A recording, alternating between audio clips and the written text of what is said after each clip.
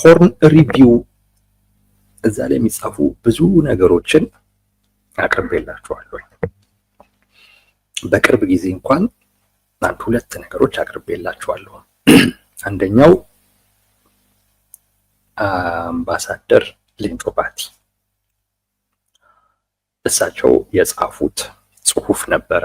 ህወሓት ላይ ትኩረት ወይም የህወሓት ፋክተር ወይም ተጽዕኖ ችላ ተብሏል የሚል ጽሁፍ ጽፈው እሱን መነሻ አድርገን ተነጋግረንበታል። ሌላኛው የአፍሪካ ህብረት ከአዲስ አበባ ይነሳ የሚል የሻዕቢያ ሰዎች የጀመሩት የሆነ ፔቲሽን አለ፣ የሶሻል ሚዲያ ዘመቻ። እሱን መነሻ አድርጋ እንደው ስሟን ልሳሳት እችላለሁ። ኦኬ ከተሳሳት ከሆነ ባልጠቅሶ ይሻላል። አንዲት ሴት እሱን መነሻ አድርጋ የሰጠችውንም አስተያየት በጽሁፍ መልክ እሱንም ይዘን መተን ተነጋግረንበታል። ቅርብ ጊዜ እንኳን ነው የምላችሁ። ከዛ በፊት ሌሎቹም ጽሁፎቻቸውን እንደዚሁ አምጥተን ተነጋግረናል። ማለት ከወቅታዊ ጉዳይ ጋር የተያያዙ በጣም ኢንተረስትድ የሆኑባቸውን ጉዳዮች ስናገኝ እንደዛ ይዘን እንመጣለን። ሆርን ሪቪው ላይ ጸሐፊው ማን እንደሆነ አይታወቅም፣ ግን ኤርትራ unraveled the case for Ethiopia's reversal of state recognition በሚል ርዕስ የተጻፈ ጽሁፍ ነው። the case for Ethiopia's reversal of state recognition የሚል ማለት ነው። ሆርን ሪቪው ተከታተሉት። ጥሩ ጽሁፎች ታገኛላችሁ ማለት ሊያወያዩ የሚችሉ ማለት ነው። እኔ ይሄንን ዞሮ የኤርትራን እውቅና ስለማንሳት የሚያወራ ጽሁፍ ስለሆነ በዛው የኤርትራን እውቅና ስለመቀልበስ ወይንም ስለማንሳት በሚል ርዕስ ሰጥቼዋለሁ። ጽሁፉ በአብዛኛው እሱ ላይ የሚያተኩር ነው። ጸሐፊው ማን እንደሆነ አይታወቅም። ነገር ግን እንደ አንድ የፖሊሲ የውሳኔ ሐሳብ ተደርጎ እንደ አንድ አማራጭ ተደርጎ የቀረበ ጽሁፍ ነው። ይሄ ሆርን ሪቪው አዲስ አበባ ላይ ነው ዋና መቀመጫውና እሱን ከግምት ሳስገባ ነው በመንግስት በኩል እንዲህ አይነት ነገር እየታሰበ ይሆን እንዴ ብዬ ገመትኩት። ብዙ ባለስልጣናቶች ጽሁፎቻቸው እዛ ላይ ይወጣሉ እና እንዳልኳችሁ አዲስ አበባ ላይ ነው ይሄ ሆርን ሪቪው ሄድኳርተሩ።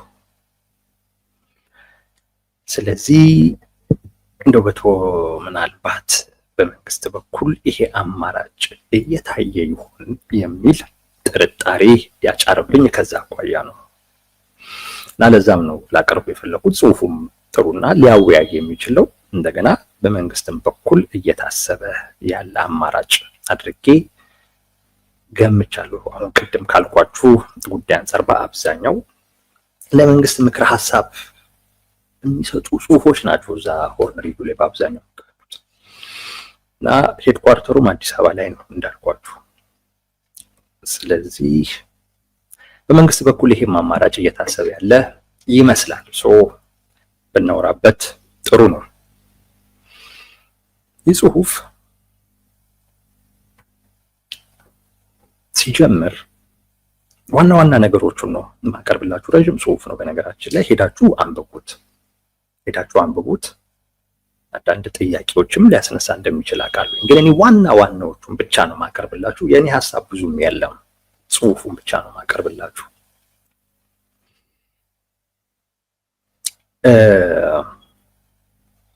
ኢትዮጵያ ነች ለኤርትራ እውቅና የሰጠችው። የኤርትራ እውቅና ኤርትራ ከኢትዮጵያ ራሷን ነጥላ ዲፋክቶ ስቴት ሆና ሌላ አገር ምናምን እውቅና ሰጥቷት አይደለም አገር የሆነችው። ራሷ ኢትዮጵያ ራሷ ነች ለኤርትራ እንደ ሀገር እውቅና የሰጠችው። እውቅና የተሰጠበት መንገድ የሚያነጋግር ቢሆንም አንዳንዶቹን ያስቆጣ ቢሆንም አከራካሪ ቢሆንም ሂደቱ ምኑ ከህግም ጋር ከምንም ጋር የተያያዙ ነገሮች እንደሚያከራክሩ ይታወቃል። ግን አንድ ነገር ግን እርግጥ ነው፣ ኢትዮጵያ ለኤርትራ የሀገርነት እውቅና ሰጥታለች።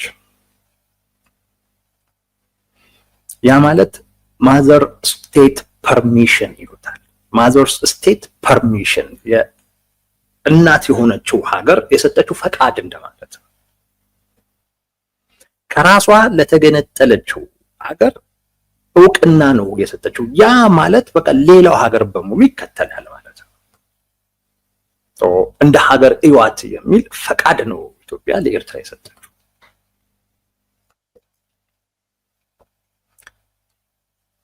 አሁን የሶማሌላንድን ብታዩ ዲፋክቶ ስቴት ነች፣ ግን ስቲል ሶማሌ ነች ትላለች። እውቅና አልሰጠቻትም። ለምሳሌ ሶማሌ እውቅና ሰጣት ቢሆን ኖሮ በቃ ማንም እውቅና ሊከለክልህ የሚችል አገር ወይም አካል አይኖርም።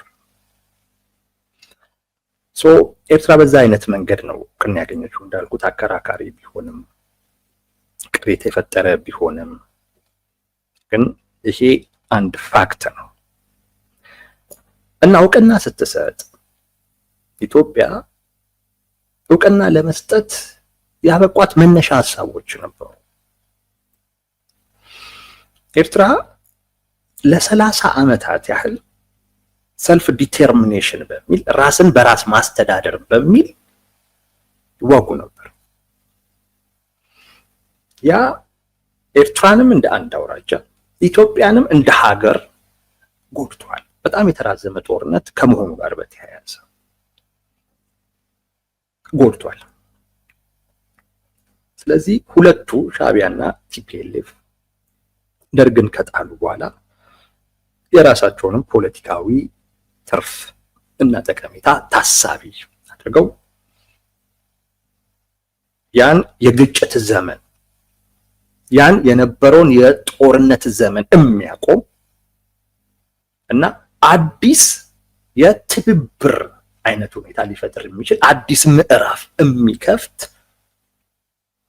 እውቅና ነው የተሰጠው። ታሳቢ የተደረጉት እነዚህ ሁለት ነገሮች ናቸው። የእርስ በርስ ጦርነቱን ማቆም በዛ ስለተጎዳን ማለት ነው።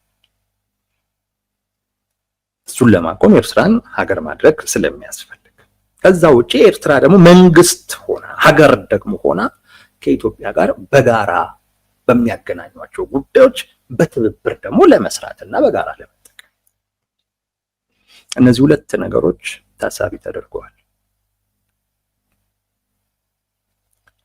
አሁን ጽሁፉን ያቀረበው ሰው የሚጠይቀው አንድ ጥያቄ አለ እና ጽሁፉ ያንን ጥያቄ መመለስ ነው። ኦኬ፣ እነዚህ ተስፋ የተደረጉ ነገሮች ማለትም ግጭቱን፣ ጦርነቱን ማቆም እና ለጋራ በሚጠቅም ጉዳይ ደግሞ በጋራ መስራትና መጠቀም፣ እነዚህ ነገሮች ሳይሳኩ ቢቀሩ እንደውም በሌላ አይነት መልክ ተባብሰው ቢቀጥሉ ወይንም ያቺ እንደ ሀገር እውቅና የተሰጣት ሀገር እንደ መንግስት ፋክሽን ማድረግ ባትችል እና ለኢትዮጵያም ደግሞ ፈቃድ ለሰጠቻት እውቅና ለሰጠቻት ሀገር ደግሞ ችግር ብትሆን እሷን ሀገር በሚመለከት የምትወጣው ሚና በሙሉ አፍራሽ ቢሆን ያቺ ሀገር አንዴ እውቅና ሰጥቻለሁኝና ምንም ማድረግ አልችልም ብላ ዝም ብላ እንድትቀመጥ ይጠበቃል ወይ ነው? ይጠበቃል ወይ? በጥሩ ምሳሌ ኤርትራ እንግዲህ ኢትዮጵያ ነች እውቅና የሰጠቻት። እውቅና ስትሰጣት ለ30 ዓመት የነበረውን ጦርነት ማስቆም ነው እና በጋራ ጉዳይ ላይ ደግሞ አብሮ በመስራት አብሮ መጠቀም ነው። ነገር ግን ኤርትራ እንደ ሀገር አደጋ ውስጥ ብትወድቅ ማለት ፋክሽን ማድረግ የምትችልበት አይነት ሁኔታ ውስጥ ባትሆን፣ ከዛም ደግሞ አልፋ ኢትዮጵያን በሚመለከት የምትጫወታቸው ሚኖች በሙሉ አፍራሽ ከሆኑ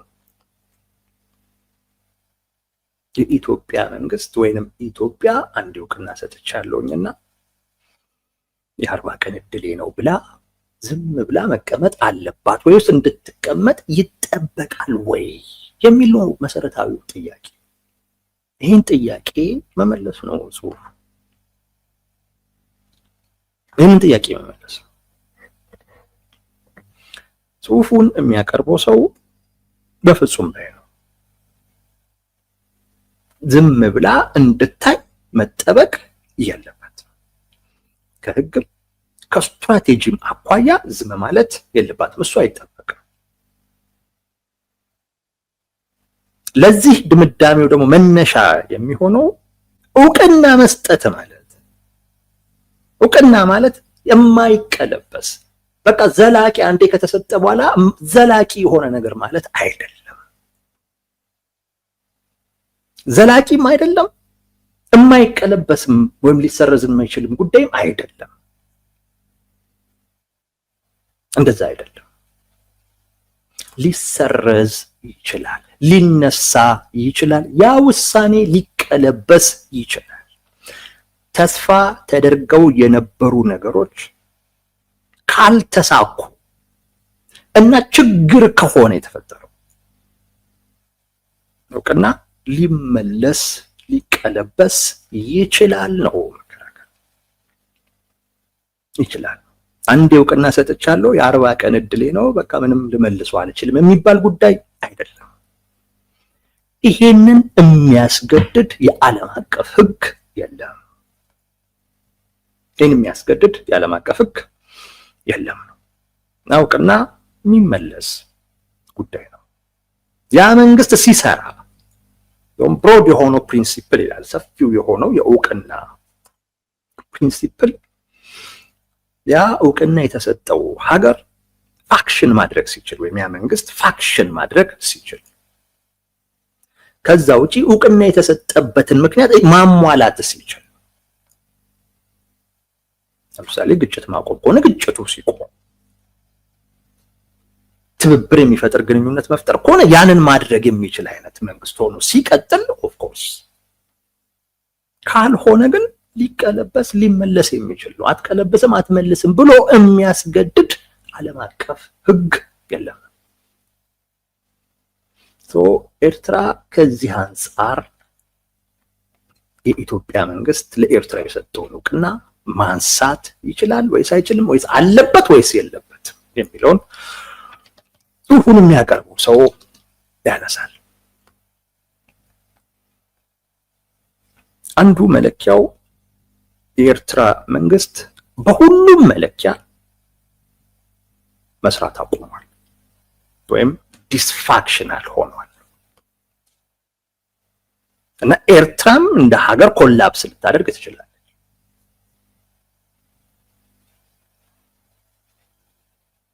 ይሄ አደጋ አለው። ኢትዮጵያ ኤርትራን ሀገር እንድትሆን ስትፈልግ የሚሰራ እና ማትፈርስ ራሷን የቻለች ሀገር ሆና እንድትቀጥል ነው። መፍረሷ ግን መልሶ ችግር ነው ይዞ የሚመጣው። መንግስቷ ፋክሽን ማድረግ የማይችል ከሆነ ግን መልሶ ነው ችግሩ የሚመጣው። ስለዚህ አንዱ የኤርትራን መንግስት ስናየው በሁሉም መለኪያ ነው፣ በሁሉም መለኪያ መስራት ያቆመ መንግስት ነው። ህዝቡ ቋሚ የሆነ ህዝብ እዛ አለ ወይ? አንዳንድ መለኪያዎች አሉ። በሞንቴ ቪዲዮ ኮንቬንሽን የሚባል አለ፣ እዛ ላይ ያሉ መለኪያዎች አሉ ስለ መንግስትነት። አንደኛው ቋሚ ህዝብ አለው፣ የተወሰነ ድንበር አለ፣ ውጤታማ መንግስት አለ፣ የውጭ ግንኙነት ማድረግ የሚያስችል አቅም አለው ወይ የሚሉ ነገሮች ይታያሉ። በእነዚህ ሁሉ መለኪያዎች የኤርትራ መንግስት ሲታይ መስራት አቁሟል። ኤርትራ ውስጥ በቃ ወጣቱ ተሰዶ አልቋል። ይሄ ብሔራዊ ግዳጅ የሚባል ነገር ስላለ፣ በኃይል ለውትድርና የመመልመል ጉዳዮች ስላሉ ወጣት አልባ የሆነ ሀገር እየሆነ ህገ መንግስት የሌለው ሀገር ነው ኤርትራ። ምርጫ ተደርጎ የማያውቅበት ሀገር ነው። በኢኮኖሚ ረገድ በኃይል በሚሰበሰብ ሬሚታንስ ላይ መሰረት ያደረገ ኢኮኖሚ ነው ያለው። የተገለለች ማዕቀቦች ሁሉ ያሉባት ሀገር ነች። በውጭ ግንኙነትም በጥባጭ እንጂ ራሱን የቻለ አንድ ሉዓላዊ ሀገር ሆና የምትቀርብ አይደለች።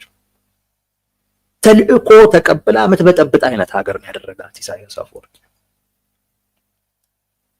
እንደ ግብጽ ካሉት ጋር ግንኙነት በመፍጠር በኢትዮጵያ ላይ ችግር ወይ ማነቆ ለመሆን ካልሆነ በስተቀር ይሄ ነው የሚባል የውጭ ግንኙነት አቅም ያላትም አይደለም። የሰብአዊ መብት አያያዙ ኤርትራ ውስጥ ያለው በ2024 በተደረገ ጥናት ሊፈርሱ ይችላሉ ተብለው በግንባር ቀደምትነት ከተለዩ ሀገራቶች ውስጥ አንዷ ኤርትራ ነች። ስለዚህ መንግስቷ መስራት አቁሟል ለማለት ብዙ ምክንያት አለ። ብዙ ነገር ነው የሚጠቅሰው ጽሁፉ ላይ ሄዳችሁ እንድታነቡት። አንዱ ያ መንግስት ይሰራል ወይንስ አይሰራም ነው። ደግሞ ስትራክቸራል የሆነ ፌለር ነው የገጠመው፣ መዋቅራዊ የሆነ ፌለር ነው የገጠመው። እንዲህ የሆነ የሚጠጋገንም አይነትም ነገር አይደለም ነው። ለዛ ነው ኤርትራ ኮላፕስ ልታደርግ ትችላለች። ተረካቢ እንዳይሆናት ሆና ያለች ሀገር ነች ነው አንዱ ያ ነው። ሁለተኛ ከሌሎች ሀገራት ጋር ያላት ኮንዳክት ይሄ እንደ አመል እንበለው በተለይ ከኢትዮጵያ ጋር ይሄው ኤርትራ ከተመሰረተች ጊዜ ጀምሮ አይ ቲንክ ለተወሰነ ጊዜ መሰለኝ እረፍት የተደረገው እንጂ የኢትዮጵያን ታጣቂዎች እስካሁን ጊዜ ድረስ ታሰለጥናለች፣ ታስታጥቃለች፣ ትረዳለች። የኤርትራ መንግስት ያን ያደርጋል። ቀጠናዊ አለመረጋጋቶችን በማጉላት የሚታወቅ መንግስት ነው። ከሁሉም በላይ ከግብጽ ጋር ያለው ግንኙነት በሁለቱን ሀገራት በሚመለከቱ ጉዳዮች ላይ ትብብርን መሰረት ያደረገ ተደርጎ ከተወሰደ ስህተት ነው። እንደውም የኢትዮጵያን ተጽዕኖ ለመወሰን አሁን ባለችበት አካባቢያዊ እስረኛ ሆና እንድትቀጥል የማድረግ አይነት ግንኙነት ነው ከግብጽ ጋር ያለው።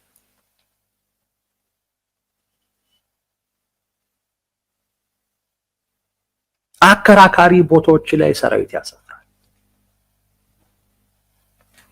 ተረጋግቷል የሚባሉ ሀገራቶች ላይ ሁሉ እየገባ የሚበጠብጥ ነው። ሱዳን ላይ፣ ጅቡቲ ላይ፣ ሶማሊያ ላይ እና በአጠቃላይ ሲታይ ጸረ ኢትዮጵያ የሆነ አቋም የሚያራምድ መንግስት ነው። እነዚህ ሁለት ነገሮች ሲታይ አንደኛ መንግስቱ አክሽን እያደረገ አይደለም። ኤርትራ ኮላፕስ ልታደርግ ትችላለች። ሁለተኛ ነገር ያ መንግስት ደግሞ ዘላቂ የሆነ ተልእኮ አለ፣ ጸረ ኢትዮጵያ የሆነ አቋም ነው። ስለዚህ ኢትዮጵያ የሰጠችውን እውቅና መልሳ ለማየት የሚያስገድዳት አይነት ሁኔታ ውስጥ ነች ነው። አንዴ ሰጥቻለሁና በቃ ብሎ የሚቀር ጉዳይ አይደለም። ኢትዮጵያ ለኤርትራ ፈቃድ ስትሰጥ ታሳቢ ያደረገቻቸው ነገሮች በሙሉ አንዱም አልሆነም። ግጭቱ አልቆመም። ይኸው ከኤርትራ ጋር ለተወሰነ ጊዜ ካልሆነ በስተቀር ኦልሞስት ጦርነት ውስጥ ነው። ተኩስ አንታኮስ ይሆናል እንጂ ጦርነት ውስጥ ነው። የመጀመሪያዎቹ የኢህአዴግ ዘመን ጊዜ እና ጠቅላይ ሚኒስቴሩ የመጡ ሰሞን 1-2-3 ዓመት ጊዜ። ከዛ ውጪ ግን ኦልሞስት ለ30 ዓመት ማለት ይቻላል ከኢትዮጵያ ጋር የኤርትራ መንግስት ጦርነት ውስጥ ነው። አልቆመም። ለዚህ ምኑን እውቅና መስጠቱ ምን አስፈለገ? ምን አስፈለገ ነው? የሰውየው ጥያቄ ወይም የሴትዮዋ ጥያቄ ይሄ ነው። እውቅና መስጠት ያስፈልገው እነዚህ ሰዎች 30 ምናምን ዓመት የታገሉለትን ጉዳይ መልስ መስጠት ካልተቻለ ጦርነቱ ይራዘማል፣ ኢትዮጵያም እየተዳከመች እንደ ሀገር ልንፈርስ እንችላለን ከሚል ነው። በዛ ምክንያት ተሰጠ። ግን እውቅና መሰጠቱ እንደውም ያ አካል በነፃነት ሆኖ የሚፈልገውን እንዲያደርግ፣ ኢትዮጵያ ግን ሉዓላዊ ሀገር ነው ምን ላደርገው ብላ ታስራ እንድትቀመጥ አደረገ እንጂ ሌላ ምን ፋይዳ አመጣ? እውቅና መስጠት ደግሞ እንደዚህ ሊያስርህ የሚገባ ጉዳይ አይደለም።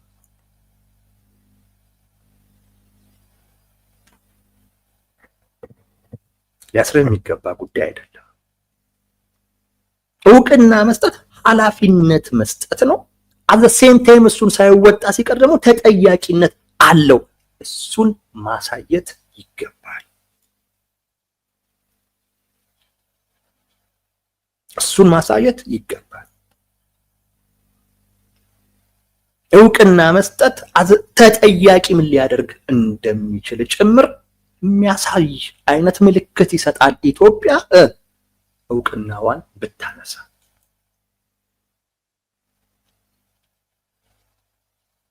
ስለ ኤግዚስት ስላደረክ ብቻ አትቀጥልም ማለት ነው። ፋክሽን ማድረግ አለብህ፣ መስራት አለብህ። ከዛ ውጪ አዎንታዊ ሚና የምትወጣ መሆን አለብህ በህግ መሰረት። ያ ግን ካልሆነ ግን ተጠያቂነት አለው። ያም ተጠያቂነት ምንድነው? የተሰጠህን ትነጠቃለህ። ይህን መልእክት ይሰጣል።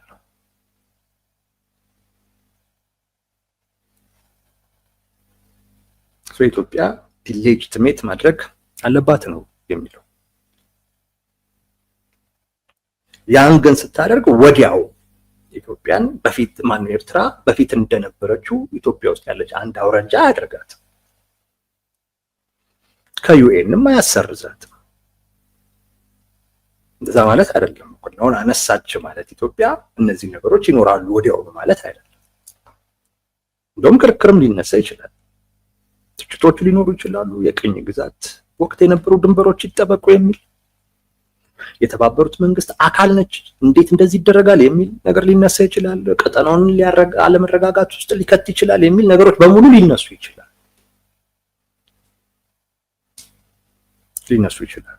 ግን እውቅናውን ቢኖር እነዚህ ነገሮች ግን የማይቀሩ ናቸው። ለምሳሌ ቀጠናው አለመረጋጋት እውቅናውም እያለ አለ። ኤርትራ ለቀጠናው አለመረጋጋት ትልቅ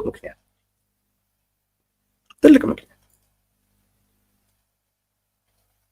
እንደውም ሱዳንም ሶማሊያም ጅቡቲም ምናምን እየሄደች ኤርትራ የምትበጠብጠውም ኢትዮጵያን ረፍት መንሳት ነው በሁሉም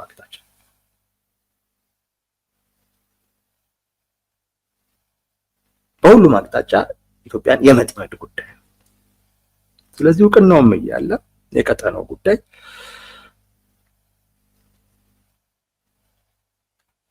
ያልተረጋጋ ነው። እውቅናው በመነሳቱ የሚመጣ ነገር አይደለም። እነዚህን ማሳመን ይቻላል። ነገር ግን የኢትዮጵያ መንግስት ይህን እንደ አማራጭ ሊያስበው ይገባል።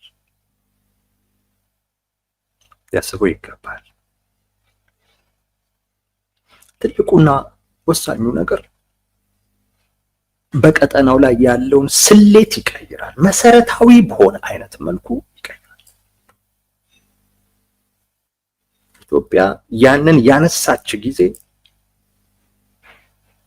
ካልኩሌሽኑ ሁሉ ነው የሚቀየረው፣ ስሌቱ ሁሉ ነው የሚቀየረው። ኤርትራ እንደፈለገችው የውጭ እርዳታዎችን፣ ድጋፎችን ማግኘት የምትችልበት አይነት ሁኔታ አይኖርም። ኢትዮጵያ በነዛ ሁሉ ጣልቃ መግባት የምትችልበትን እድል ሁሉ ይፈቅዳል።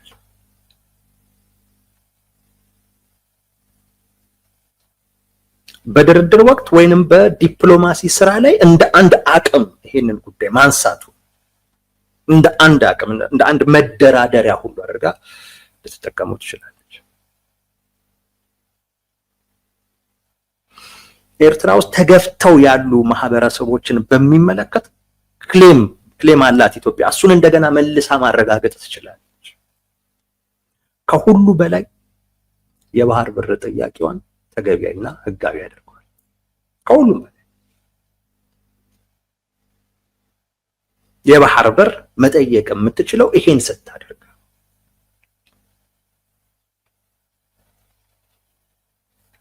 ካልሆነ የባህር በር መጠየቅም አስቸጋሪ ነው። የኢትዮጵያ መንግስት አሁን ካለው የባህር በር ጥያቄ ጋር በተያያዘ ይሄንን አማራጭ ሊያስበው ይገባል ይላል ጽሁፉ። ማን እንደጻፈው ባላቅም ጽሁፉ ይሄንን ይላል። እንግዲህ ከሞላ ጎደል በደንብ ዋና ዋና ጉዳዮቹን ያቀረብኩ ይመስለኛል። ግቡና አንብቡ። የሚያነሳቸው ሀገራቶች አሉ። ለምሳሌ ለድርድር ይጠቅማል ሲል አፍጋኒስታን ባንግላዴሽ ያደረገችውን ነገር ያነሳል። ታይዋንን ያነሳል። ኢስት ጀርመንን ያነሳል። እነዚህ ሀገራቶችን ጽሁፍ የሚጠቅሳቸው ሀገራቶች ናቸው ማለት ላነሳቸው መሰረታዊ ሀሳቦችና መከራከሪያዎች የእነዚህ ሀገራት ተሞክሮች ይደግፋል በሚል ማለት ነው። እነዚህን ሀገራቶችም ተሞክሮ ደግሞ በደንብ ይዩና ግንዛቤውን አስፉት። ከዚህ ውጪ ሊነሱ በሚችሉ ጥያቄዎች ተወያዩበት። እኔ ግን ዛሬ ማድረግ የፈለኩት ጽሁፉን ብቻ ማቅረብ ነው። እንዳልኳችሁ ጽሁፉ ደስ ስላለኝ ብቻ ወይም ያወያያል ብቻ ብዬ ስላሰብኩት ሳይሆን የኢትዮጵያ መንግስትም እያሰበው እንደሆነ ስለተሰማኝም ጭምር ነው። እንዲህ አይነት አማራጭም እያሰበ ይመስለኛል።